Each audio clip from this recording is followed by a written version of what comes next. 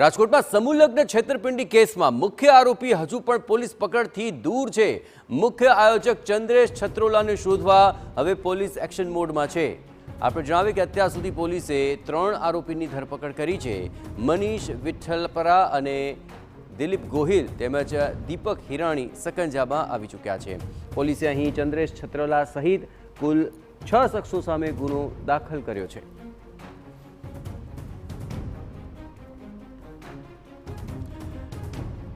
તો સમૂહ લગ્નનું આયોજન હતું, પરંતુ છેક સુધી આયોજકો પહોંચ્યા જ નહીં અને તેને કારણે જાન લઈને પહોંચી રહેલા વરરાજા અને દુલ્હનો રખડી પડ્યા હતા અને મોટી સંખ્યામાં આ લોકોનો રોષ પણ ભભૂકી ઉઠ્યો હતો। મુખ્ય આયોજક ચંદ્રેશ છત્રોલાને શોધવા હવે પોલીસ એક્શન મોડમાં આવી છે। આ છેતરપિંડી મામલે અત્યાર સુધી પોલીસે 3 આરોપીની ધરપકડ કરી લીધી છે।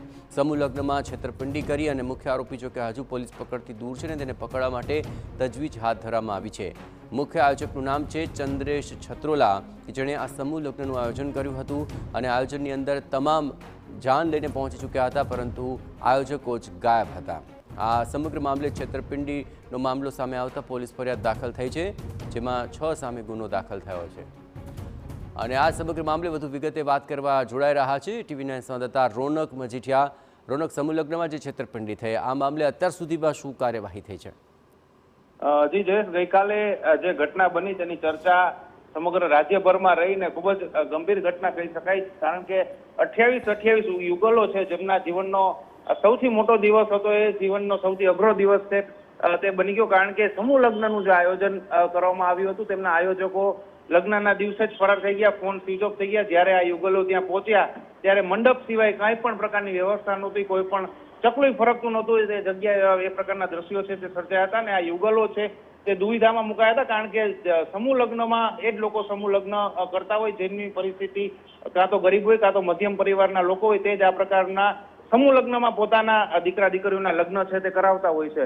ત્યારબાદ પોલીસ તપાસ પણ તે જ બની હતી, કારણ કે આ જે કિસ્સો છે મીડિયામાં, રાજકોટના મીડિયાએ ખૂબ વ્યવસ્થિત રીતે જે છે તે મીડિયામાં લાવ્યા હતા અને તેને જ લઈને આખો મુદ્દો છે તે ચર્ચાનું કેન્દ્ર બન્યો હતો।